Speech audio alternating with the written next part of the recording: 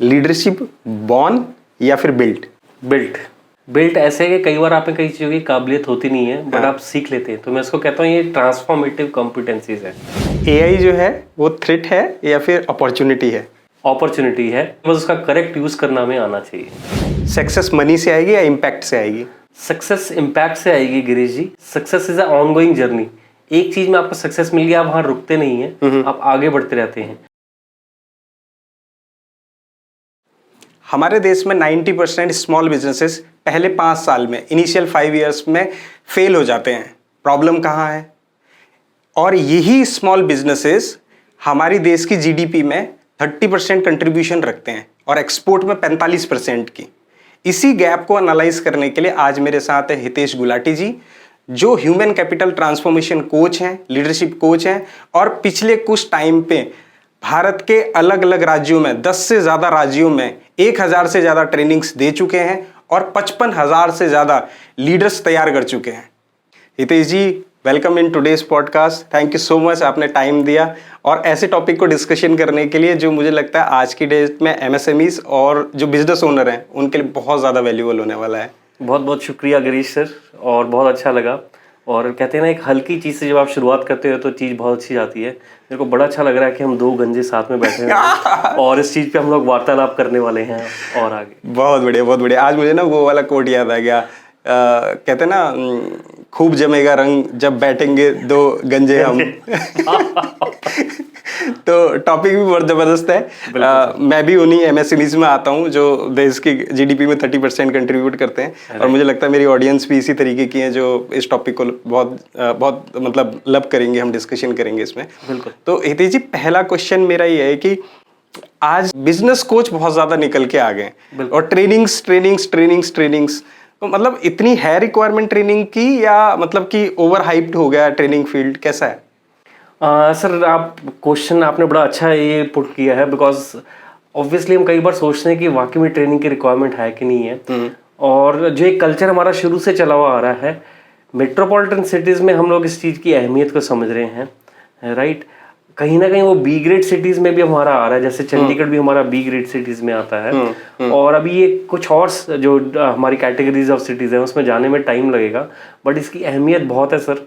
एक सिंपल सी चीज़ है, आप अगर मेरे लीडर या मैनेजर हो, कई चीज़ों में मेरे में कॉम्पिटेंसीज होंगी, जिसमें नहीं होंगी आप या तो इंटरनेट डेवलप करोगे या इंडस्ट्री से कुछ लोग ऐसे बुलाओगे जो स्किल्स आप में डेवलप करते हैं, राइट। पर जो जनरल मेंटालिटी हमारी बनी है अभी भी, मैं कहूँगा जनरल इसलिए because maximum companies till now वो ट्रेनिंग्स को एक इन्वेस्टमेंट समझ के चलते हैं और वो सोचते हैं कि इतने फंड्स एलोकेट करने पड़ेंगे। वो सिनेरियो कहीं ना कहीं अब मैं कह रहा हूँ थोड़ा चेंज हो रहा है। उनको भी रियलाइज़ हो रहा है कि हमारे अगर वर्कफोर्स स्किल्ड नहीं हुई या उनकी कॉम्पिटेंसीज नहीं बढ़ी तो कहीं ना कहीं हमारी प्रोडक्शन और परफॉर्मेंस में वो चीज़ें आएंगी।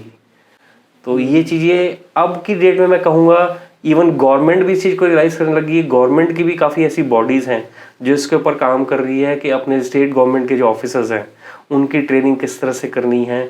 और इवन सेंट्रल गवर्नमेंट की अभी एक स्कीम भी चल रही है, ramp scheme, raising and accelerating MSME performance, जिसने सेंट्रल गवर्नमेंट ने स्टेट गवर्नमेंट को कुछ टारगेट्स दिए हैं कि आप अपने स्टेट की एमएसएमईज की ग्रोथ के ऊपर काम करो। क्योंकि कहीं ना कहीं जब हम मेक इन इंडिया की बात करते हैं तो ऑब्वियसली वो हमारी चीजें सारे राज्यों से अलग अलग निकल के आनी चाहिए। तो ये चीजें कहीं ना कहीं काम हो रही है। और इसमें एक और चीज आती है, वन डिस्ट्रिक्ट वन प्रोडक्ट। अब इसके ऊपर भी काम हो रहा है कि अगर जैसे पंजाब में डिफरेंट डिस्ट्रिक्ट है तो एक डिस्ट्रिक्ट एक प्रोडक्ट के लिए मशहूर होना चाहिए, एक डिस्ट्रिक्ट एक प्रोडक्ट के लिए मशहूर होना चाहिए। तो काफी चीजें इस पे हो रही हैं और मेरे को लगता है कहीं ना कहीं आपको पता है बदलाव इतनी जल्दी आता नहीं है। तो हो सकता है कि ये अभी 20% 25% हो रही हो, बट आने वाले टाइम में मेरे को लगता है कंपनीज भी, मतलब कॉर्पोरेट्स भी, गवर्नमेंट भी और इवन एजुकेशन सेक्टर भी रियलाइज करेगा कि इन चीज़ों की कितनी अहमियत है एंड इसको वो इन्वेस्टमेंट नहीं लेके चलेंगे, सॉरी इसको वो एक भार नहीं लेके चलेंगे, but they will take it as an investment in people. Hitesh ji, आप 10 अलग अलग राज्यों में जाके ट्रेनिंग्स देते हैं, आपने 55,000 से ज़्यादा लोगों को तैयार किया है।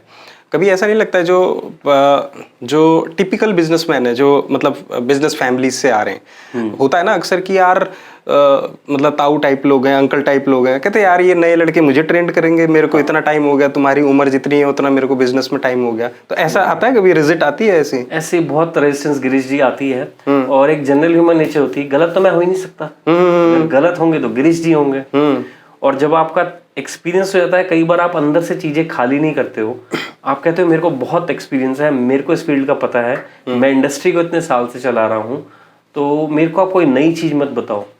एक जनरल ह्यूमन नेचर होती है इस चीज में। रेजिस्टेंस तो मेरे को लगता है थोड़ा लेट आती है, उससे पहले डिनायल आती है। डिनायल में आप समझ रहे हैं क्या होता है कि मैं अगर आपके साथ कोई नई चीजें डिस्कस भी कर रहा हूँ कि हम इससे अपनी इंडस्ट्री में नए प्रोडक्ट या सर्विस ला सकते हैं, या जो हमारे प्रोसेसेस या सिस्टम चल रहे हैं उसको रीडिजाइन कर सकते हैं एज पर लेटेस्ट जो चीजें मार्केट में चल रही हैं, राइट। तो जनरल हमारी ह्यूमन नेचर ये होती है, हम पहले बीइंग अ प्रमोटर और ओनर हम कहते हैं नहीं यार चीजें बहुत फर्स्ट क्लास चल रही है, मेरे को नई चीजें मत बताओ।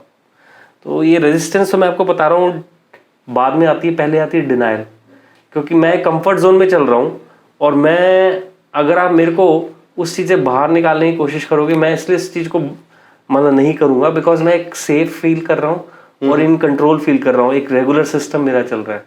और बदलाव में आपको पता है जब थोड़ा सा भी आप किसी को चेंज करने के लिए बोलते हो तो इंसान ऊपर से बोल देता है हाँ हम इसको चेंज करेंगे, बट कहीं ना कहीं पीछे से ये बहाने सोच रहा होता है कि मैं किस तरह से इस चीज़ को डिले करूँ। तो अगर आप गिरीश जी मेरे को थोड़ा सा आप इस चीज़ के ऊपर टाइम दे, मैं और थोड़ा सा इसको एक्सप्लेन करता हूँ। बदलाव हमेशा डिनायल से शुरू होता है क्योंकि हम कंफर्ट जोन में होते हैं। चलिए अगर आप बहुत अच्छे बिजनेसमैन हैं और थोड़ा बहुत ओपन रहते हैं आइडियाज में, तो आप फिर भी मेरी चीज़ों को थोड़ा सुनोगे। पर अगर आपने पूरी तरह से वो कहते हैं ना बिलीफ नहीं है कि हमें बदलाव या चेंजेस लाने हैं, तो आप कहीं ना कहीं दूसरी स्टेज रेजिस्टेंस में आओगे जिसकी बात आप कर रहे थे। और रेजिस्टेंस हमें पता है पार्शियल रेडीनेस, पार्शियली अभी मैं तैयार नहीं हूँ। और उसका रीज़न ये होता है कई बार हम लोग ना उन लोगों को या उन इंस्टेंसेस को याद करते हैं कि मेरी जगह कोई और इंडस्ट्री वाले भी पहले इसको ट्राई कर रहे थे आज से 2 साल पहले, वो इस चीज़ को कर नहीं पाए, तो आप कैसे कर देंगे। और उसमें नेगेटिव काम करते हैं कुछ लोग। जैसे मैं आपको बताता हूँ, मेरी एक आदत है, मैं अपने सेशन में कई बार एग्जांपल अपना देता हूँ। तो नेगेटिव लोग आके इन्फ्लुएंस करेंगे उस इंडस्ट्रीज को। यार आपको पता है इन्होंने भी ABC एक हमारे थे दोस्त जिन्होंने 2 साल पहले ट्राई किया था, ये फलानी सिटी में थे, इस सिटी में थे, उन्होंने भी ट्राई किया था तो वो कुछ कर नहीं पाए। तो आपको क्या लग रहा है आपके करने से इसमें बदलाव आ जाएगी ये चीज़ें और उससे फ़ायदा होगा? तो वो कहीं ना कहीं ऐसे लोग नेगेटिव इन्फ्लुएंस करके कोशिश करते हैं कि उनको भी उसी चीज़ में रखें।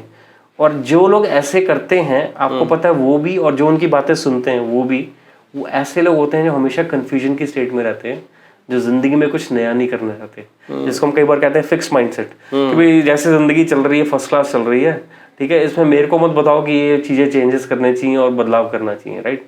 बट उसके अलावा कई लोग फिर भी ये होते हैं, वो कहते हैं यार कोई चक्कर नहीं, एक बार थोड़ा ना एक्सपेरिमेंट करके देखते हैं, क्योंकि बदलाव is basically dependent on experiment. Experiment होगा, फेल होगे, बट फेल होने के बाद भी आगे बढ़ते रहोगे तभी बदलाव आएगा।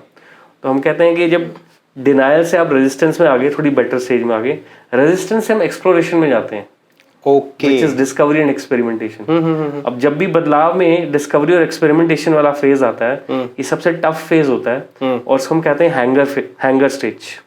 अच्छा, क्योंकि क्या होता है कि 70% लोग पहली 2 स्टेजेस में रुक जाते हैं बदलाव में, 30% जाते हैं आगे। और जब फेलियर रेट आपका ज़्यादा होता है तो 30% में से आप कह लो अगर मैं 100 में से 30 काउंट कर रहा हूँ तो 30 में से 27-28 लोग फिर वापस आ जाएंगे रेजिस्टेंस में।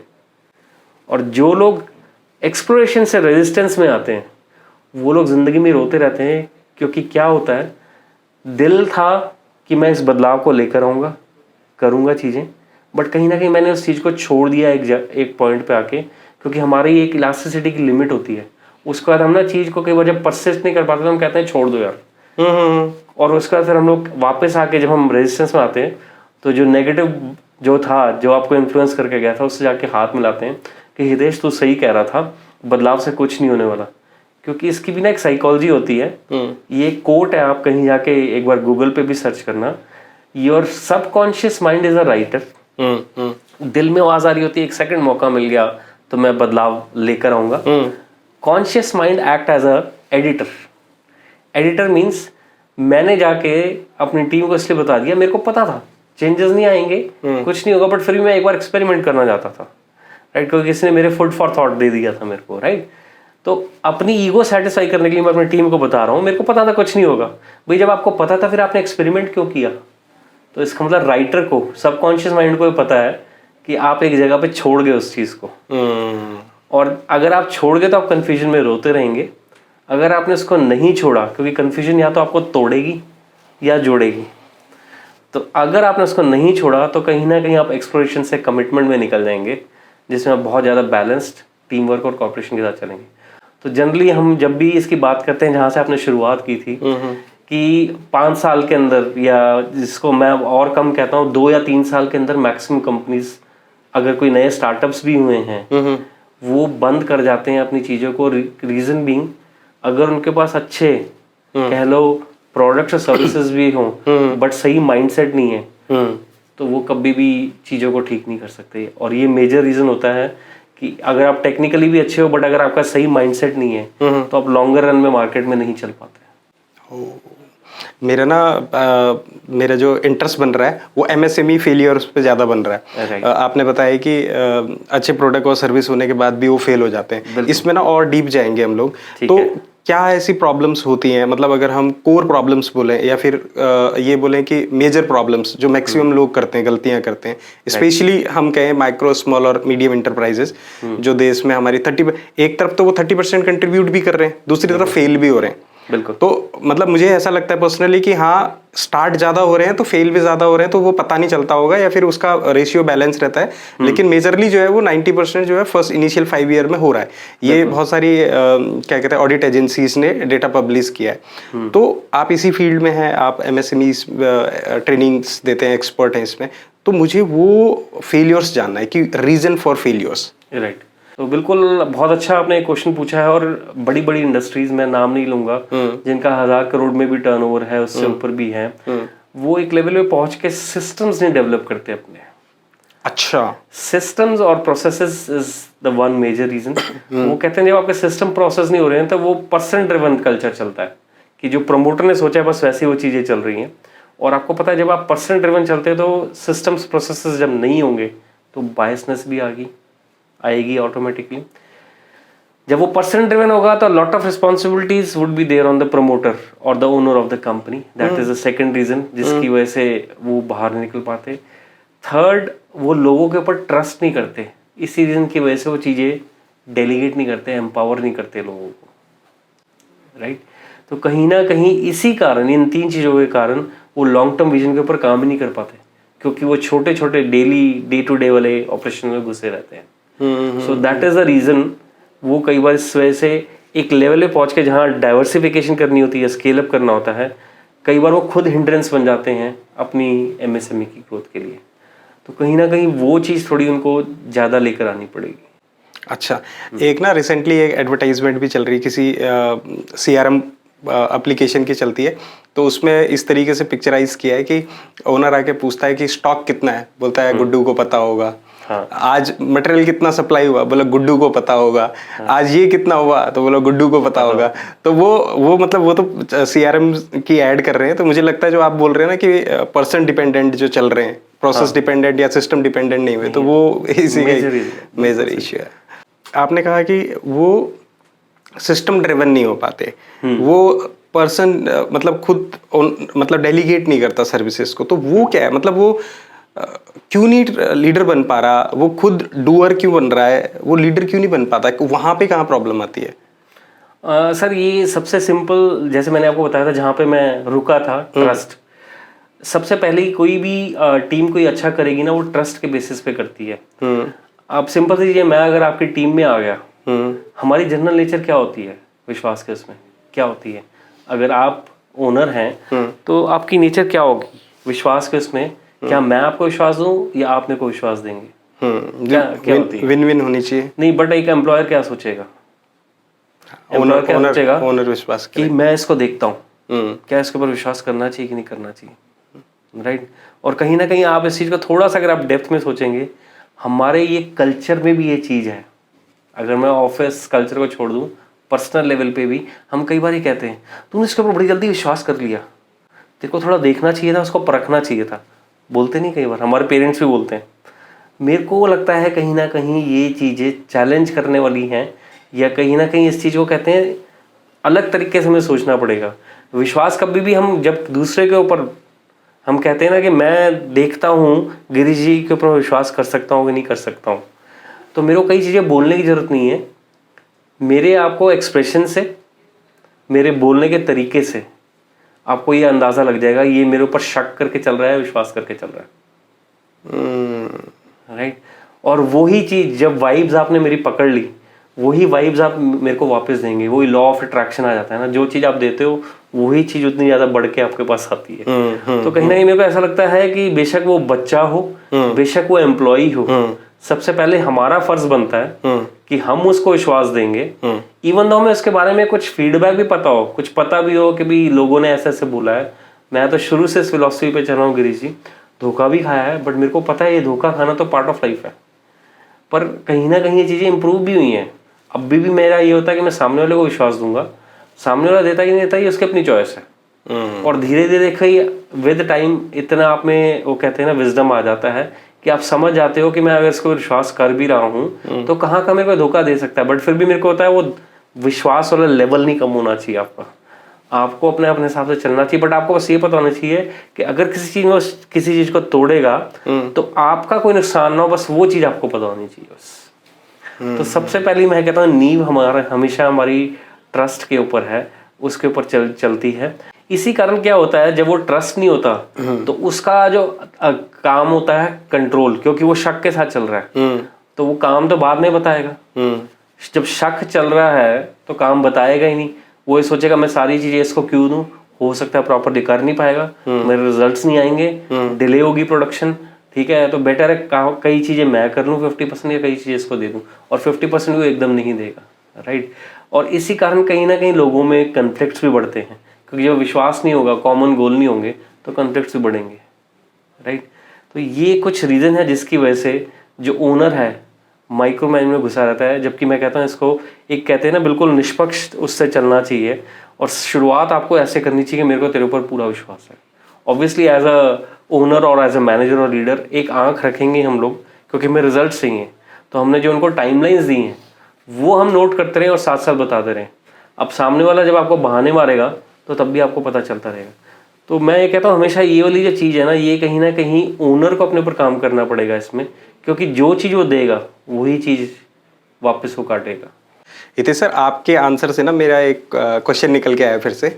आपने माइक्रो मैनेजमेंट की बात की, तो मेरा एक क्वेश्चन यहाँ पे बनता है कि माइक्रो मैनेजर जो है, जो माइक्रो मैनेजमेंट कर रहा है, वो माइक्रो थिंकर कैसे बनता है? क्योंकि आप एक ट्रांसफॉर्मेशन कोच है, तो मुझे लगता है कि ये ट्रांसफॉर्मेशन जर्नी आपको बहुत अच्छी तरह पता होगी कैसे होती है। बिल्कुल सर मैं हमेशा कहता हूँ माइक्रो मैनेजर और मैक्रो थिंकर ये डमरू जैसे होता है ना, ये डमरू वाली चीज़ है। माइक्रो मैनेजर ज़्यादा कंट्रोल और टेल वाली चीज़ों से करता है, मैं आपको बता रहा हूँ काम को इस तरह से करना है और कंट्रोल करके करता है। मैक्रो थिंकर करता है डेलीगेट एंड एम्पावरमेंट। तभी मैं दो अलग तरीकों से आपको सिग्निफाई कर रहा हूँ। अगर आप डमरू में देखेंगे, डमरू में बीच का एक हिस्सा होता है जहाँ पे डोर बंदी होती है, हमेशा हम उसको कहते हैं वो आपका होता है ब्रिज। अगर वो ब्रिज पे सही काम नहीं हुआ तो कहीं ना कहीं आप मैक्रो थिंकर में नहीं जाएंगे, माइक्रो मैनेजर में ही फंसे रहेंगे।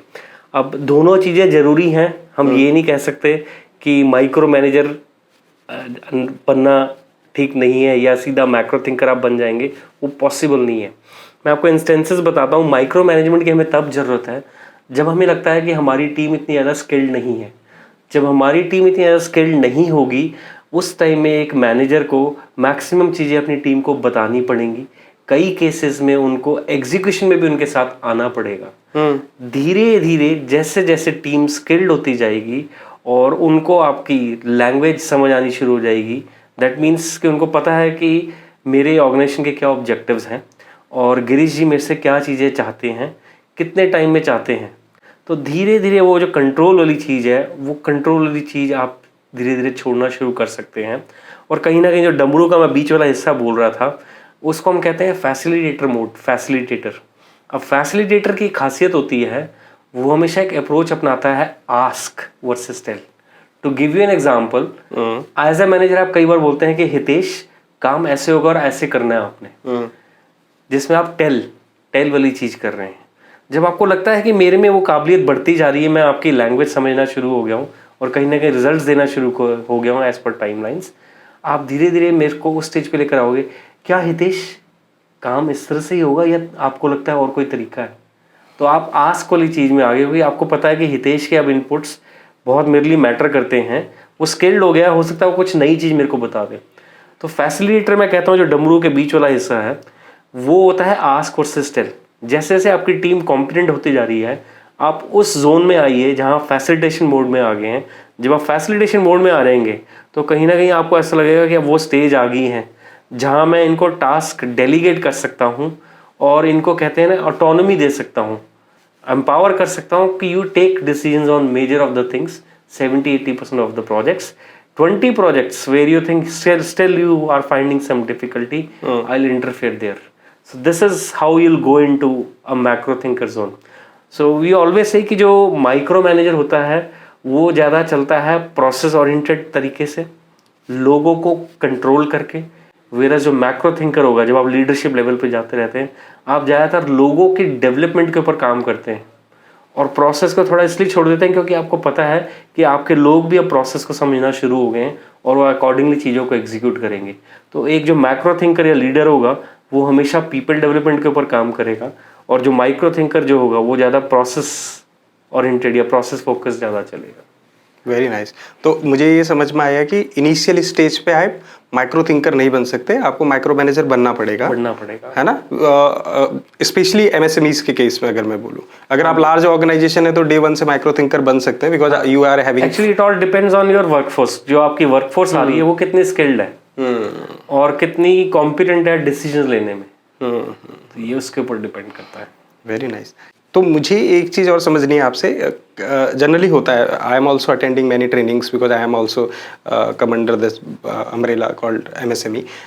तो हम ट्रेनिंग में बहुत अच्छा करते हैं, हम सुन के आते हैं, वहाँ पे परफॉर्म करते हैं, एक्टिविटीज़ होती है, बहुत मज़ा आता है, हम करके आते हैं, लेकिन जब हम एग्जीक्यूशन करते हैं उसको, जो समझ के आए, जो हमने पीपीटी में समझा, जो ट्रेनर ने हमें एक्सप्लेन किया, वो समझ के तो आए, लेकिन जो आके नीचे उसको अपने बिजनेस में इम्प्लीमेंट करते हैं, एग्जीक्यूट करते हैं, वहाँ फेल हो जाते हैं। वो गैप कैसे होता है? गिरीश सर, हर एक चीज़ जो भी हम करते हैं, बेशक हम सैर करते हैं या स्विमिंग जाते हैं या पाठ करते हैं, जो भी चीज़ है, जब तक वो रेगुलर एक डिसिप्लिन में नहीं आती है तो वो चीज़ हमारी फेल हो जाती है। पर ये बताने से पहले जो आपने मेरे से क्वेश्चन पूछा है, मैं थोड़ा सा उसके ऊपर पहले बता के फिर इस चीज़ के अंदर जाऊँगा। जो चीज़ आपने पूछी है, कई बार जब ट्रेनर किसी एक पर्टिकुलर टॉपिक के ऊपर आपके साथ चीज़ें शेयर करता है, तो एक होती है कि आप उसके थियोरेटिकल पार्ट से बात कर रहे हैं, बट जब आप एमएसएमईज में हैं, थ्योरी वाला पार्ट ऑब्वियसली आता है फॉर बेस, कि भी बेस वहीं से बनता है, बट एक ट्रेनर को जो चीजें हैं एप्लीकेशन पॉइंट ऑफ व्यू से ज्यादा बतानी चाहिए, राइट? जैसे मैं बताता हूँ, अगर कोई थ्योरी वाली चीज बता भी नहीं, पहले उससे रिलेटेड केस स्टडी बताए, ओके, और उस केस स्टडी से या एक्टिविटी के थ्रू उस थ्योरी में लेकर जाए कि जो आपने इस एक्टिविटी में या केस स्टडी में चीजें की, तो आपने एक सीक्वेंस फॉलो की, इस चीज को किस तरह से सॉल्व करना है, जो भी करना है, और उसके थ्रू थ्योरी से रिलेट करना चाहिए। क्योंकि जब आप एप्लीकेशन पॉइंट ऑफ व्यू से या गेम के थ्रू उस चीज को समझाओगे, तो वो थ्योरी जो है ना, वो रटने की बात नहीं है, बिकॉज रटने से कोई चीज एग्जीक्यूट नहीं होती जब तक वो चीज अंदर ना जाए। तो कहीं ना कहीं मेरे को लगता है कि एक ट्रेनर को या ट्रांसफॉर्मेशन कोच को एप्लीकेशन पॉइंट ऑफ व्यू से चीजें पहले रिलेट करके बतानी पड़ेगी ट्रेनी को, और फिर उसको बाद में थ्योरी के साथ रिलेट करना पड़ेगा। Then only they will be able to practise it. अब यहाँ पे मैं उसी बात पे आता हूँ जहाँ से मैंने शुरू किया था, डिसिप्लिन और ये सारी चीजें। इवन तो ये चीज हो जाए, ये होने के बाद शॉप फ्लोर पे, अगर मैं प्रोडक्शन एरिया की बात करूँ, अगर मैन्युफैक्चरिंग सेक्टर की बात करूँ या सर्विस सेक्टर की बात करूँ, अगर आप अपना फ्लोर के ऊपर इस चीज़ों को प्रॉपर इम्प्लीमेंट कर रहे हो और आपका मैनेजर भी उस ट्रेनिंग का पार्ट था, that person is also making sure that they are implementing those things, then only this will come into the transformation of individual as well as the department also. Then again with this there should be second thing, कोई भी चीज मैं आपको ऐसे बोल रहा था कि आपने एक बार की, 3 महीने में एक बार की या 2 बार की, उसकी इफेक्टिवनेस नहीं आएगी जब तक वो एक रेगुलर कल्चर में ना आ जाए कि हमारे यहाँ पे तो जो ये कॉम्पिटेंसी डेवलपमेंट की ट्रेनिंग्स होंगी ये हम रेगुलर बेसिस पे करेंगे। जब तक ये चीज़ एक रेगुलर प्रैक्टिस में नहीं आएंगी ये ट्रांसफॉर्मेशन नहीं आएगा। बिकॉज आपको पता है ट्रांसफॉर्मेशन कहने के लिए बड़ा इजी होता है, बड़ा इजी वर्ड लगता है, but it takes a lot of you can say discipline from oneself as well as from the managers and leaders also to sustain it in the longer run.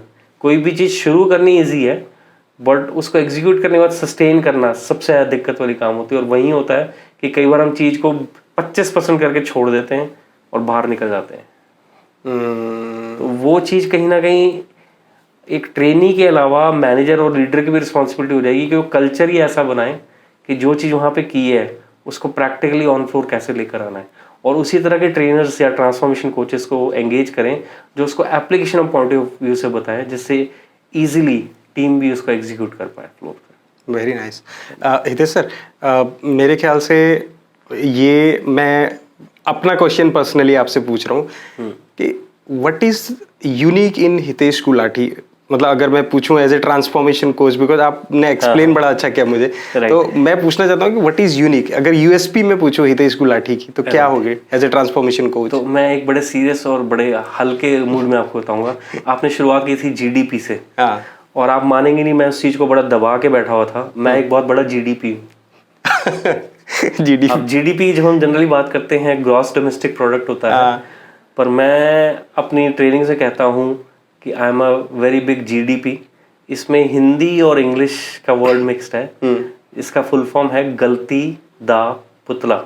अगर हम इसको हिंदी में कहते हैं तो ये बनता है गलती का पुतला, बट पंजाबी में अगर मैं दा लगा देता हूँ तो दा वाला वर्ड एक पंजाबी आ जाता है, गलती दा पुतला। गलती दा पुतला अगर इसका फिलॉसफी में देखेंगे तो आप समझ रहे हैं we all are human beings. गलतियां होंगी हमसे, जितना मर्जी हम कोशिश करें अच्छी तरह से करने की, बट गलतियां होना स्वाभाविक है। तो कहीं ना कहीं मेरे को लगता है जो यूएसपी मेरी एक तो है कि जो मैंने जीडीपी आपको बोला, this is an acronym, short form. So over the years मैंने अपने काफ़ी सेशंस को शॉर्ट फॉर्म में पैकेज करना शुरू कर दिया है। अब एक बच्चा हो या बड़ा हो, जब हम शॉर्ट फॉर्म के थ्रू चीज़ को बताते हैं और उसको लॉजिकली भी बताते हैं, और वो एक तरह से थोड़ा कई बार ह्यूमरस भी बन जाता है। जैसे मैं आपको एग्जांपल देता हूँ, एक टॉपिक मैं आपसे पूछता हूँ, अगर स्ट्रेस मैनेजमेंट के ऊपर मैंने आपका सेशन लेना हो, टॉपिक सुन के आपको कैसा लग रहा है? कैसा लग रहा है आपको कि सीरियस सेशन होगा बहुत? स्ट्रेस मैनेजमेंट, ऑब्वियसली स्ट्रेस सुनने में सीरियस लगता है। इसी को थोड़ा सा मैंने ह्यूमर के साथ बट लॉजिकली बना दिया, tabla approach of managing stress. अब अगर आप गूगल पे ढूंढेंगे तबला में TBL आपको मिल जाएगा, जो जनरली मैक्सिमम जगह आपको मिलेगा, change your thinking, change your behaviour, change your lifestyle. TBL हो गया। इसमें AA का मसाला मैंने लगा दिया। बीइंग इन पंजाब मेरे को लगा मसाला डलना जरूरी है, और वो AA का लॉजिक है, मैं आपको बताऊंगा। AA वैसे AA में इस तरह से बता रहा हूँ कि TABLA आता है ना, तो A आ गया सेकंड पोजीशन पे, A आ गया लास्ट पोजीशन पे। AA मैंने बेस इस तरह से बनाया है कि first A is activating trigger. कोई भी जो हमारे ऊपर अनसर्टन सिचुएशन आती है, तो जनरल ह्यूमन नेचर होती है कि जब अनसर्टन सिचुएशन आई है, हम कंक्लूजन पे पहुंच जाते हैं कि अगर मैं इस चीज को नहीं कर पाया तो गिरीश सर क्या सोचेंगे, राइट। अनसर्टन सिचुएशन आई तो घबरा के मेरा ये होता है कि मैं आगे का सोच के उस चीज को छोड़ देता हूँ, प्रॉब्लम ओरिएंटेड अप्रोच से चलता हूँ। इसी चीज को अगर मैं दूसरे तरीके से कर दूं, एक्टिवेटिंग ट्रिगर को, मेरी नेचर है कि मेरे ऊपर जो मर्जी प्रॉब्लम आ जाए, मैं कहता हूँ कोई चक्कर नहीं, मैं इसका सॉल्यूशन ढूंढ लूंगा। मैं नहीं कर पाया तो मैं अपने किसी और दोस्त से पूछूंगा, वो भी नहीं बता पाया तो मैं और अपने दोस्तों को देखूंगा जो इस चीज को सॉल्व कर सकते हैं। तो यहाँ मेरा एक्टिवेटिंग ट्रिगर पॉजिटिव स्टार्ट हो रहा है। अब यहाँ पे भी जब मैं बात कर रहा हूँ, एक्टिवेटिंग ट्रिगर आपका जब नेगेटिव स्टार्ट होगा एज अ सेटबैक और शॉक, आपका बिलीफ सिस्टम मिल जाएगा, जिसमें आप कहते हैं थॉट्स, एक्शंस, मीनिंग, परसेप्शन। क्योंकि जब आप सोचते हैं ना कि मेरे साथ ऐसा हो गया तो क्या होगा आगे, तो आप एक नेस्टेड क्वेश्चंस के लूप में चले जाते हो। अच्छा, अगर मैंने वो कर दिया तो शायद वो हो जाएगा, और अगर वो हो गया तो फिर ये प्रॉब्लम भी क्रिएट हो सकती है। तो एक आप क्वेश्चंस, प्रॉब्लम वाले नेस्टेड क्वेश्चंस के लूप में चले गए। इसी चीज़ को अगर मैं एक्टिवेटिंग ट्रिगर को पॉजिटिव उसमें बोलूँ, तो जैसे मैंने आपको बताया था, अगर मेरा एक्टिवेटिंग ट्रिगर ऐसा है कि मैं इसका सॉल्यूशन ढूंढ लूँगा, तो कहीं ना मेरे थॉट्स, एक्शंस, मीनिंग, परसेप्शन सब पॉजिटिव जाएंगे। और लास्टली क्या होगा, C which is the consequences, मेरा इमोशनल बैलेंस भी रहेगा और behaviour people would not be disturbed. Whereas in other case जहाँ वो नेगेटिव शुरू हुआ था, कॉन्सिक्वेंसेज ये हो गया, मेरा इमोशनल बैलेंस भी हिल जाएगा और मैं लोगों के साथ बात भी थोड़ा गुस्से में करूँगा, स्टबर्ननेस के साथ करूँगा, राइट। तो पहला ये हो गया एक्टिवेटिंग ट्रिगर। दूसरा ये है असर्टिवनेस, जहाँ मेरे को अपने थॉट्स, एक्शंस, मीनिंग्स, राइट सबका आइडिया है और मेरे को पता है मैं किस हिसाब से बात करूं या कितनी पास जाके बात करूं, ब्रीदिंग स्पेस देके, जिसमें गिरीश जी को उनके कंफर्ट जोन में मैं एंटर नहीं हो रहा हूं, एक मैं ये इंश्योर कर रहा हूं, और एक मैं ब्रीदिंग स्पेस रख रहा हूं जिसमें वो अनकंफर्टेबल ना हो। तो आपको पता ही है असर्टिव पीपल वो लोग होते हैं who knows they about their boundaries also and who knows कि मैं किस हद तक बात करूँ कि जिसमें मैं दूसरे कंफर्ट जोन में एंटर नहीं कर रहा हूँ। कहीं ना कहीं जब आप एक्टिवेटिंग ट्रिगर और असर्टिवनेस अगर आपका हिल गया, वो कहीं ना कहीं आपकी सोच, थिंकिंग, बिहेवियर और लाइफस्टाइल तीनों में फर्क लेकर आएगा। तो मतलब ये एक मैंने आपको एग्जांपल दिया है, तो ऐसे मैंने बड़े एक्रोनिम्स बनाए हुए हैं, ABCD ऑफ डिसीजन मेकिंग, अच्छा, 3 C's of life skills, 4 P's of self motivation, और USP मेरा यही है, मैं उसको application of point of view से, थ्योरी से रिलेट करके करता हूँ, जिसमें सेल्फ असेसमेंट भी होती है, केस स्टडीज भी होती हैं और एक्टिविटीज़ भी होती हैं। सो डिपेंडिंग ऑन जनरेशंस वो अप्रोचेस मैं डिफर करता हूँ। आज अगर आप बोलें कि जेन जी का हमने लेना है ज़्यादा सेशन, तो मैं उसमें केस स्टडीज़ कम, रोल प्ले ज़्यादा रखता हूँ, गेम्स ज़्यादा रखूँगा क्योंकि इंटरेस्ट उनका उसमें बनता है। अगर जेन वाई का करना हो तो उसमें मैं केस स्टडीज़ ज़्यादा रखता हूँ और रोल प्लेस थोड़े कम या गेम्स थोड़े कम। और यही चीज़ अगर जेन एक्स के लिए करनी हो तो सेल्फ असेसमेंट ज़्यादा रखूँगा, राइट। तो आप समझ रहे हैं हर जनरेशन हर चीज़ को अलग तरह से परसीव करती है।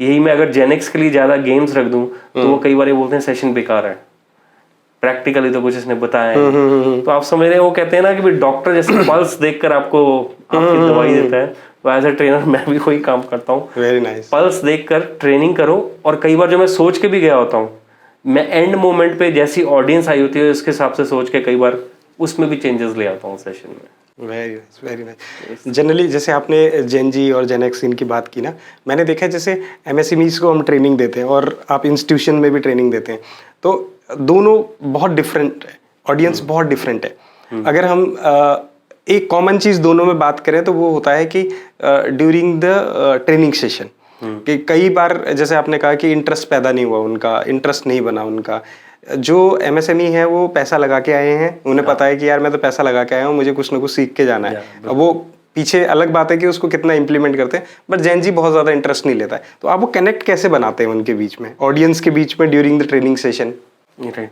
हमारी जनरली एक आदत होती है, हम ना कहते हैं कि मैं पहले बोल लूँ, दूसरे को सुनूंगा नहीं। हाँ, मैं पहले बोल लूँ, दूसरे को सुनूंगा नहीं। तो मैं कई बार शुरुआत करता हूँ थोड़ा बहुत उनसे बातचीत, उनकी इंट्रोडक्शन लेकर, राइट। अब एक तो होती है कि आप सेशन के स्टार्टिंग में कर रहे हैं, एक कई बार ये होता है कि वेन्यू पे मेरी एक आदत है, मैं हमेशा 15 मिनट पहले पहुंचता हूँ। अच्छा।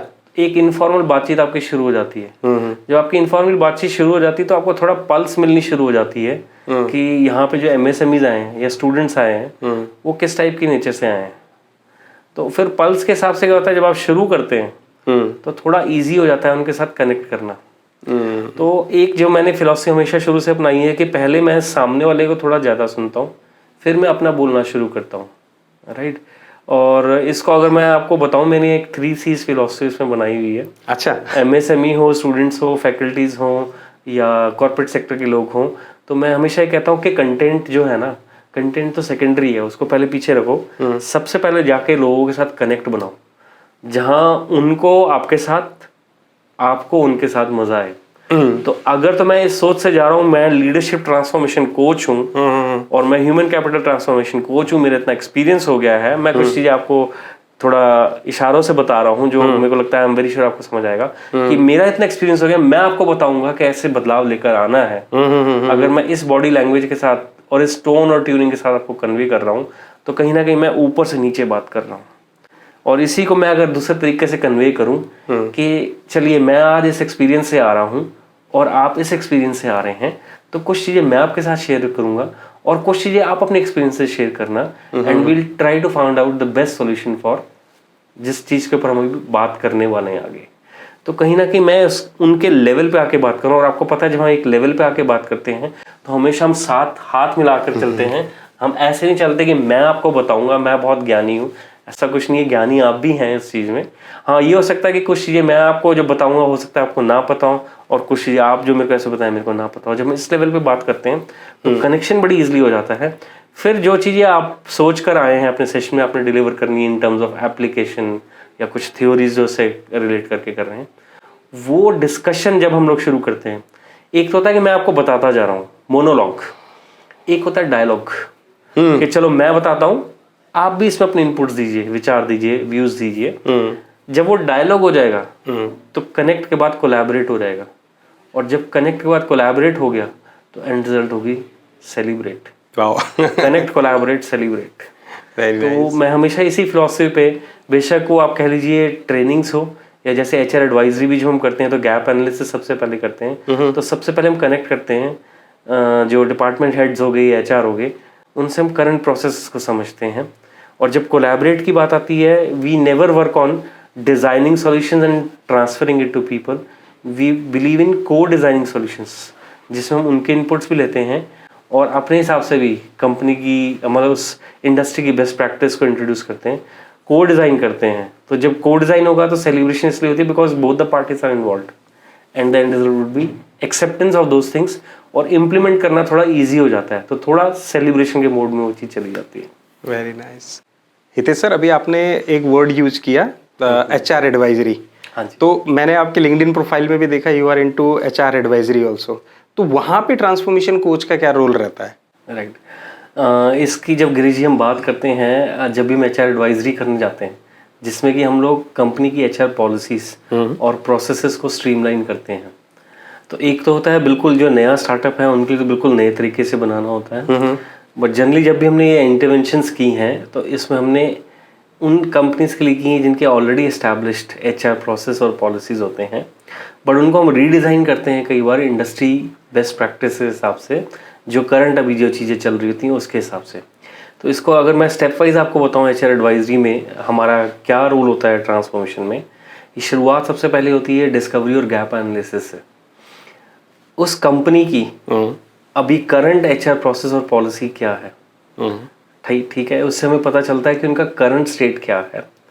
और दूसरा होता है कि भी अगर सिंस हमें प्रमोटर या ओनर ने बोला है कि भी आप इसके ऊपर काम कीजिए, दैट मीन्स उस चीज़ को बदलना चाहता है। जो लेटेस्ट चीज़ें मार्केट में चल रही हैं उसके हिसाब से वो डालना चाहता है उस इंडस्ट्री से रिलेटेड। तो इसको हम 5 स्टेप में करते हैं डिस्कवरी और गैप एनालिसिस को। एक तो होता है सबसे पहले हम सीईओ का विजन का एक क्वेश्चनर बनाते हैं। ओके। हाँ जी। तो उसमें हम लोग 4 एरियाज में क्वेश्चनर बनाते हैं, people, processes, competency and culture, कि इन 4 पिलर्स के ऊपर जो ओनर का विजन है अगले 5 साल के लिए कैसा है। पहले मैं इसको 10 साल बोलता था, अब मैं इसको 5 साल इसलिए बोल रहा हूँ, हमें भी पता है कि जितनी फास्ट पेस पे चीज़ें चेंजेस हो रहे हैं, अगर मैं इसको 10 साल ले जाऊँ तो 10 साल में तो बहुत चीज़ें चेंज हो जाएंगी। तो एटलीस्ट अगर हमने 5 साल भी कुछ बदलाव लाने हैं, उसमें कुछ और माइनर बदलाव भी आते रहेंगे बीच में as per latest practices. But उसमें सीईओ का सबसे पहले हम विजन लेते हैं, that is the first step. Second में हम क्या करते हैं, एचआर के साथ बैठ के समझते हैं कि उनके करंट एचआर प्रोसेस और पॉलिसी क्या है। थर्ड स्टेप में हम क्या करते हैं, डिपार्टमेंट हेड से कईयों से मिलते हैं और उनके इनपुट्स लेते हैं कि कहाँ पे वो लोग खुश हैं, कहाँ पे उनको लगता है कुछ गैप्स हैं और वो चाहते हैं इम्प्रूवमेंट्स होनी चाहिए, तो उनके इनपुट्स वहाँ पे लेते हैं। और चौथे स्टेप में हम लोग क्या करते हैं, कई लोग ओपनली आपके साथ, बेशक वो एचओडीज हों या उनके थोड़ा उनसे जो उनके सबऑर्डिनेट्स होते हैं उस लेवल पे हों, कई लोग ओपनली सामने बात नहीं करते हैं। तो हम एक एनोनिमस सर्वे करवाते हैं। अब एनोनिमस सर्वे आप समझ रहे हैं, हम लोग उनका नाम नहीं उस फॉर्म के ऊपर लिखवाते, तो कई बार ऑफलाइन या कई बार ऑनलाइन हम लोग उनसे सर्वे करवाते हैं और उनसे इन्हीं चीज़ों की पल्स लेते हैं, where they are happy and where they think there should be some improvement, so their suggestions. So 4 ये हो गए। 5वां हमारा होता है वर्कफोर्स एनालिटिक्स, जो मैंने बीच में आपसे एक बार बात की थी, डिफरेंट जनरेशंस, जेन एक्स, जेन वाई, जेन जी और साइलेंट जनरेशन। तो उसमें हम लोग रेशियो देखते हैं कि इस इंडस्ट्री में क्या रेशियो है, इस इंडस्ट्री के हिसाब से करेक्ट रेशियो क्या बनता है। तो वो कहीं ना कहीं ये भी बताता है कि आपको मैन पावर का जो अब आगे अपने रिक्वायरमेंट्स लेके ऊपर काम करना है, तो किन किन जनरेशन्स को ज़्यादा लेकर आना है। अगर आप अगले 5 सालों में जो सीईओ के विजन के हिसाब से ऐसे जाना चाहते हो तो आप ओवरऑल देख लीजिए, CEO, HOD, subordinates and workforce analytics with HR, ये जब सारी पल्स हम लोग ले लेते हैं तो हमें CEO के विजन से फ्यूचर स्टेट पता चल जाता है, और बाकी जो हमने मीटिंग्स की हैं करंट स्टेट पता लग रहा है, प्लस हमें ये भी पता लग रहा है कि वो क्या चीज़ें और चेंजेस चाहते हैं। और जब हम ये चीज़ को कर रहे होते हैं, सबसे पहले हमें एक चीज़ करते हैं, educate and communicate people about कि we are working on this exercise of bringing in changes in your HR process and policies. क्योंकि अगर आप लोगों से मिल रहे हैं और जब आपने उनको बताया ही नहीं और सीधा क्वेश्चन पूछना शुरू कर दोगे तो कोई भी ओपन अप नहीं होगा। तो सबसे पहले स्टेप में हम ये करते हैं, जनरली ये चीज़ कोई भी कंपनी, अगर मैं एवरेज बोलूँ तो वो 1-1.5 महीने में एक्सपेक्ट करती है कि हम उनको चीज़ें बना के दे दें। तो 1-1.5 महीने में 30 to 45 डेज के अंदर हम बना के, जिसको हम कहते हैं फर्स्ट कट, हम लोग शेयर करते हैं मैनेजमेंट के साथ और HODs के साथ। और ये उस टाइम हम इसी सर्कल में होता है, बाहर नहीं जाता, क्योंकि यहाँ भी डिस्कशंस चल रही होती है हमारी इसको। तो आप समझ लीजिए फर्स्ट कट पे डिस्कशन होगी तो 2 या 3 बार और चेंजेस होते हैं, और सेकंड मंथ के एंड तक उससे हम ज़्यादा डिले नहीं करते, या अगर कुछ केसेस में और डिले हो रहा है तो हम उसको 2-2.5 महीने के अंदर तकरीबन ख़त्म करके then we start the implementation of those things. Okay, but before implementation we train the HR on that कि उसको कैसे इम्प्लीमेंट करना है फेजेस में, क्योंकि आपको पता है कि बदलाव कोई भी एकदम जल्दी एक्सपेक्ट नहीं करता। तो हम बताते हैं कि सारी चीज़ें एक साथ आपने नहीं करनी, फेजेस में करनी है, so that people are ready to absorb it. तो आराम से इसको ऑब्जॉर्व करेंगे और आगे चल पाएंगे। तो पहले 3 महीने में अगर मैं लगा लूँ, आपका हो गया co designing solutions with training the HR how to implement it. 4th to 6th month हो जाता है जिसमें हम उसको एग्जीक्यूट कर दिया, राइट। और एग्जीक्यूट करके हम लोग एक पीसेस में भी, जो फेजेस में भी करना है, तो 2-3 महीने में हम लोग थोड़ा थोड़ा करके इसको एग्जीक्यूट करते हैं। 6th मंथ जब चल रहा होता है, going till 9th month, we ensure sustenance is there. क्योंकि एग्जीक्यूट होने के बाद अगर आप सस्टेन नहीं कर पाए, दैट इज द रीजन। कई बार होता है कि आप 10 चेंजेस के ऊपर काम किया होता है, उसमें 2 ही खाली चलते हैं लॉन्गर रन में, क्योंकि हम सस्टेन नहीं कर पाए उसको ज़्यादा। तो 6th to 9th मंथ हमारा तकरीबन ध्यान ही होता है एग्जीक्यूशन और सस्टेनेंस प्रॉपर चलनी चाहिए, मॉनिटरिंग होनी चाहिए। And 9th to 12th month में हम परफॉर्मेंस देखते हैं कि जो चेंजेस लाए हैं उससे क्या ओवरऑल फ़र्क पड़ा है। तो तकरीबन 1 साल का साइकिल होता है। इसको अगर हम इसको थोड़ा आराम से और ढंग से करें, अगर इससे जल्दी हम फास्ट करेंगे तो आपको पता वो एक्सेप्टेंस नहीं आती लोगों में, क्योंकि बदलाव को हम धीरे धीरे एक्सेप्ट करते हैं, एकदम नहीं करते हैं। तो 1 साल का तकरीबन ये साइकिल बनता है, जिसको मैं कहते हैं कि हमारी प्रॉपर टेस्टिंग हो जाती है कि क्या चीज़ प्रॉपर चल रही है, क्या चीज़ नहीं चल रही है, या कुछ और चेंजेस उसमें आने चाहिए। इस तरह से होता है। वाह। अब मेरा एक पर्सनल क्वेश्चन बताएं, हितेश गुलाटी, हाँ जी, वो ट्रांसफॉर्मेशन और लीडरशिप कोच की फील्ड में कैसे आ गए, मतलब ट्रेनिंग एंड कोचिंग के फील्ड में? राइट। तो गिरीश जी, ये एक ऐसी चीज़ है, मतलब मैं कहता हूँ जिंदगी में एक्सपेरिमेंटेशन हमें किसी और पे नहीं करनी चाहिए, अपने पे करनी चाहिए। हाँ। आप एक चीज़ जानकर हैरान होंगे, मैंने अपनी लाइफ शुरू की थी एज अ ग्राफिक डिज़ाइनर। अच्छा। And I was into IT and operations, और टिल डेट वो कहते हैं ना कीड़ा होता है कई चीज़ों का, डिज़ाइनिंग का कीड़ा मेरे में अभी तक है, अभी भी मैं कई जगह उसको यूज़ करता रहता हूँ। तो IT और ऑपरेशन से शुरू हुई ये इनिशियल 3 इयर्स, और उसके बाद जब 3 साल के बाद मैं जब अपना काम शुरू करने की कोशिश कर रहा था, तो मेरे एक साउथ इंडियन फ्रेंड थे, उन्होंने मेरे में देखा कि इसमें HR रिलेटेड क्वालिटीज़ बड़ी अच्छी हैं। क्योंकि उस टाइम में ना सोनी चैट, याहू चैट ये बहुत चलते थे। तो मैं लोगों के साथ चैट करके उनके फेवरेट कलर्स बताता था, उनकी नेचर बताता था, और 80% केसेस में ये चीज़ें ठीक निकल रही थी। इनिशियली मैंने गूगल की हेल्प ली कलर का सिग्निफिकेंस और कई चीज़ें लेने के लिए। अच्छा। बट स्लोली एंड ग्रेजुअली कहते हैं जब आप एक चीज़ को रिपीटेड करते जाते हैं तो आपका होल्ड बनता जाता है उस चीज़ पे। बाद में मेरे को गूगल की ज़रूरत नहीं पड़ी, तो मैं खुद ही उनको बताता गया कि भी आपकी ये नेचर है, ये नेचर है। उसने बोला कि हितेश आप ऐसा करो, सबसे पहले ना रिक्रूटमेंट से शुरू करो अगर आपने अपना काम शुरू करना है। HR में सबसे first start with recruitments and slowly and gradually आप और चीज़ों में जाना। तो 2004 में वो मेरा टर्निंग पॉइंट था, IT से ऑपरेशन से मैं HR में आया। तो देन 2004 से लेकर 2013 तक मैं तकरीबन अपना रिक्रूटमेंट्स वाला ही काम में रहा, और 2014 से फिर मैं HR एडवाइजरी में आया। गुड़गांव की एक कंपनी है स्कोप इंडिया बिजनेस कंसल्टिंग, उनके साथ इनिशियली मैंने कुछ प्रोजेक्ट्स किए, बट पैरेलली मैं अपने भी करता था, जो कि उनको अभी भी पता है और तब भी पता था। उनके साथ तकरीबन मैं 4-5 साल एसोसिएटेड रहा हूँ, उनके कई प्रोजेक्ट्स पे उनके साथ काम किया। बट ओवरऑल जो स्कोप इंडिया बिजनेस कंसल्टिंग के जो प्रमोटर और ओनर भी थे, वो उनके साथ मेरा बड़ा अच्छा रिलेशन है। He is just like my elder brother. तो मैंने उनको एक टाइम के बाद बता दिया था कि मैं अपने ही काम पे ज़्यादा फोकस करना चाहता हूँ। तो उनके प्रोजेक्ट से साथ पैरेलली पहले तो मैं अपने भी कर रहा था 2014-15 से, बट बाद में फिर मैंने उनको बता दिया 2018 के बाद कि मैं अपने ही करूँगा, ज़्यादा उस पर मैं अपना फोकस रखूँगा।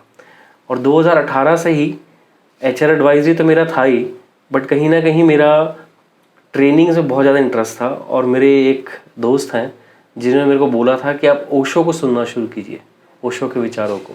ओके। तो वो कहते हैं ना, कई बार आप में बदलाव आता है, कई बार मूवी से आता है, कई बार बुक से आता है। तो मेरी सोच में बदलाव आया ओशो के विचारों को सुनकर, राइट। वहाँ से ही ये मेरे को एक चीज़ आई कि अगर ट्रेनिंग्स के लिए मेरे को कहीं से भी इन्विटेशन आएंगे, मैं मना नहीं करूँगा। और 2019 जब कोविड का टाइम शुरू हुआ, 19-20 के बाद मेरा मेजरली ट्रेनिंग्स ही कोर बन गया मेरा, और HR एडवाइजरी ने सेकंड सीट ले ली। तो अब मेरा कोर इस टाइम में ट्रेनिंग्स है और HR एडवाइजरी इस टाइम में सेकंड है। पर इसके अलावा मैं 2 चीज़ें और करता हूँ। मैं प्रोग्राम मैनेजमेंट के ऊपर काम करता हूँ। ओके। जैसे मैं कुछ NGOs के साथ जुड़ा हूँ और सस्टेनेबल डेवलपमेंट गोल्स के ऊपर काम करता हूँ। So till now I have done 125 programmes, either in the form of convener या मॉडरेटर या को कन्वीनर, मैंने उनके ऊपर काम किया है। और report writings is another area जिसमें तकरीबन मैं अभी 48 रिपोर्ट्स लिख चुका हूँ। Wow. In terms of annual report आप उसको कह सकते हैं, कुछ कॉन्फ्रेंस प्रोसीडिंग रिपोर्ट्स थी, कुछ प्रोग्राम रिपोर्ट थी, इवन आपकी जो कोविड-19 की म्यूनसिपल कॉर्पोरेशन चंडीगढ़ की रिपोर्ट मैंने ही लिखी थी, विच वॉज ऑन कॉम्बैटिंग कोविड-19। Wow, great great. Hitesh ji, एक आप बड़ा अच्छा आपने अपने पूरा जर्नी बताई।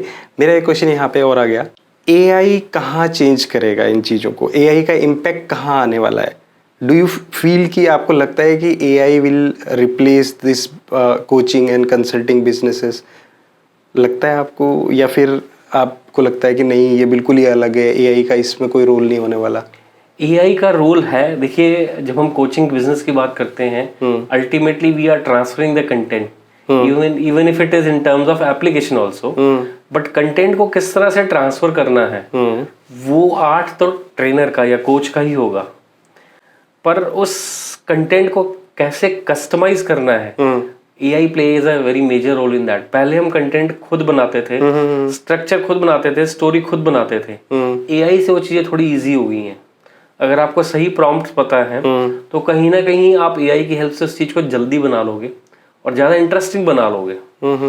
तो मैं हमेशा कहता हूँ कि भी हर एक चीज का फायदा होता है, बट आप उसको करेक्ट यूज करना आना चाहिए। तो AI हमारे कुछ रिपीटेटिव टास्क जिसमें हम पहले घंटे लगा देते थे, अब हो सकता है वो आधे घंटे में या 10 मिनट में करके दे दे वो चीज। सिंपल हम डिजाइनिंग की बात करें तो आपको ही पता है, AI में हम लोग अगर पूरा बैनर बनाते हैं विद फोटो, तो ऑब्वियसली AI फोटो में थोड़ा सा मॉडिफिकेशन ज्यादा कर देता है, नेचुरल नहीं लगती। तो हम भी उसको कॉम्बिनेशन करते हैं कि हम बैकग्राउंड और सारी चीजें कंटेंट बना लेते हैं AI में, और उसका जाके मैनुअली इसको कैनवा में फोटो लगा देते हैं। बिल्कुल सही। तो कहने का मतलब ये है कि भी आपको AI का यूज भी आना चाहिए, बट उस चीज को थोड़ा नेचुरल भी कैसे बनाना है, उसमें आपकी आ जाती है जो इंटेलिजेंस आएगी, जजमेंट आएगी, क्रिएटिविटी आएगी, इमोशनल इंटेलिजेंस आएगी, उसके लिए ह्यूमन इंटरवेंशन चाहिए। पर इसी को अगर हम कंपनीज के एंड से भी ले लें, अब ये जो ATS की हम बात करते हैं, जिसमें आपके रेज्यूम्स ATS के थ्रू जाते हैं, कीवर्ड्स के बेसिस को सिलेक्ट करता है और ये भी बता देता है कि कितनी परसेंटेज मैचिंग है आपके प्रोफाइल की। तो कहीं ना कहीं रिपीटेटिव टास्क को AI बहुत ईजी कर देगा, उसमें ह्यूमन इंटरवेंशन की जरूरत नहीं है। बट जहाँ जैसे मैं आपको बता रहा था, judgement, innovation, creativity, emotional intelligence, adaptability वाली चीज़ें आ गई, वहाँ ह्यूमन इंटरवेंशन चाहिए। सो आप कह लीजिए AI हमारा साथी बन सकता है, बट AI पूरी चीज़ें करने के लिए भी उसको भी प्रॉम्प्ट्स तो चाहिए ह्यूमन से, तो साथ मिलके चलना पड़ेगा। और मैं अगर सोचूं AI के बिना मैं काम कर लूँगा तो मैं कर तो लूँगा, पर मैं बहुत पीछे रह जाऊँगा मार्केट में। तो ये चीज़ है। Right, very right. Hitesh ji, एक छोटा सा रैपिड फायर सेशन है जहाँ पे हम आपसे शॉर्ट में क्वेश्चन पूछेंगे और आपने शॉर्ट में रिप्लाई करना है। ठीक है, मैंने काफ़ी आंसर्स आपको काफ़ी डिटेल में दे दिए, तो मैं कोशिश करूंगा कि चीज़ को हम बिल्कुल शॉर्ट में रखेंगे। बिल्कुल। अगर कुछ लगा तो किसी 1 या 2 चीज़ों पे मैं थोड़ा सा बात कर लूँगा। मेरा पहला क्वेश्चन है, लीडरशिप बॉर्न या फिर बिल्ट? बिल्ट। कैसे? बिल्ट ऐसे है कि कई बार आप में कई चीज़ों की काबिलियत होती नहीं है बट आप सीख लेते हैं, तो मैं इसको कहता हूँ ये ट्रांसफॉर्मेटिव कॉम्पिटेंसीज है। कई लोग बॉर्न होते हैं और कई लोग बिल्ड कर लेते हैं। ग्रेट। पर बिल्ट मैं कहूँगा ज़्यादा अच्छा लीडर होता है। हायरिंग जब करते हैं हम तो हमें स्किल देखना चाहिए या फिर हमें एटीट्यूड देखना चाहिए? हमें एटीट्यूड देखना चाहिए, क्योंकि अगर आप में स्किल भी है और एटीट्यूड सही नहीं है तो वो स्किल को आप अप्लाई भी नहीं कर पाएंगे। वाह। ग्रोथ जो है वो एक सिस्टम है या फिर एक हैसल है? सिस्टम में रहकर हम एक लीनियर उसमें चलेंगे, बिकॉज वो प्रोसेस चल रहा है। जब हसल होगी तभी वो ग्रोथ का पता चलेगा। हो सकता है उसमें कोई लोग निकल जाएं बाहर, बट हसल के थ्रू ही ग्रोथ आएगी। एआई जो है वो थ्रेट है या फिर अपॉर्चुनिटी है? अपॉर्चुनिटी है, जो कहीं ना कहीं गिरीश जी मैं आपसे बात कर रहा था जब, तो ये बहुत अच्छी अपॉर्चुनिटी है, बस उसका करेक्ट यूज़ करना हमें आना चाहिए। सक्सेस मनी से आएगी या इम्पैक्ट से आएगी? सक्सेस इम्पैक्ट से आएगी Girish ji. Success is a ongoing journey. एक चीज में आपको सक्सेस मिल गया, आप वहां रुकते नहीं हैं, आप आगे बढ़ते रहते हैं, और जब रिजल्ट्स आते हैं तभी आपका पता चलता है कि सक्सेस मिली है कि नहीं मिली है। टीम के अंदर क्या करना चाहिए, कंट्रोल या फिर ट्रस्ट? कंट्रोल कम से कम होना चाहिए, ट्रस्ट ज्यादा होना चाहिए। अच्छा। मुझे लगता है ये मुझे भी सीखना चाहिए। ये सबसे मुश्किल चीज होती है, हमारी नेचर बस यही होती है। हम सबसे पहले सामने वाले को चेक करते हैं कि इसको विश्वास करना चाहिए कि नहीं करना चाहिए।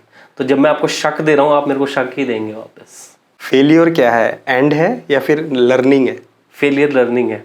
जैसे कि मैंने आपको बताया था गलती का पुतला, जितना आप फेल कर होंगे उतने आप नए तरीके ईजाद करेंगे उससे बाहर निकलने के लिए, और यही कहीं ना कहीं क्रिएटिविटी और इनोवेशन को जन्म देती है। बेस्ट इन्वेस्टमेंट क्या है एक बिजनेस के लिए, मैं बोलूँ उसके पीपल या फिर उसकी मार्केटिंग? उसके पीपल, क्योंकि इसमें भी कहीं ना कहीं मार्केटिंग आ जाती है। मार्केटिंग, अगर मैं आपको एक एग्जांपल हूँ, मैं प्रिंट मीडिया या सोशल मीडिया के थ्रू कर रहा हूँ, जब मैं पीपल के थ्रू करूँगा तो वर्ड ऑफ माउथ ज़्यादा दूर तक जाती है और ज़्यादा लंबे समय के लिए जाती है। वाह, वेरी नाइस। हितेश जी, मुझे लगता है ना आज का सेशन मेरे लिए तो वैल्यूबल था, और मेरे साथ साथ जो इतनी ऑडियंस थी जो हमें सुन रही थी, स्पेशली एमएसएमईज के लिए बहुत ज़्यादा वैल्यूबल था, इंसाइटफुल था। क्योंकि मुझे ऐसा लगता है कि ये फील मुझे था कि because I am also from the MSME bucket, तो मुझे लगता है कि ये सारे क्वेश्चन जो मैंने आपसे पूछे थे ना, ये मेरे भी थे, और मुझे लगता है आपसे साथ डिस्कस करके वो सारे आज डाउट क्लियर हो गए। Thank you so much Girish ji, और मेरे को भी बहुत अच्छा लगा। और मेरी एक हमेशा से शुरू से एक आदत रही है, आई होप ये गंजा आपकी बातों का जवाब दे सका टू द पॉइंट। नहीं, मुझे ऐसा लगता है ये दोनों गंजे मिलके ऑडियंस के जो क्वेरीज थी, जो उनके क्वेश्चन्स थे, या जो वो गूगल पे सर्च कर रहे हैं, उनके आंसर्स उनको मिले होंगे। बहुत अच्छा है। Thank you so much Girish sir. Thank you so much. Thank you so much sir. Thank you.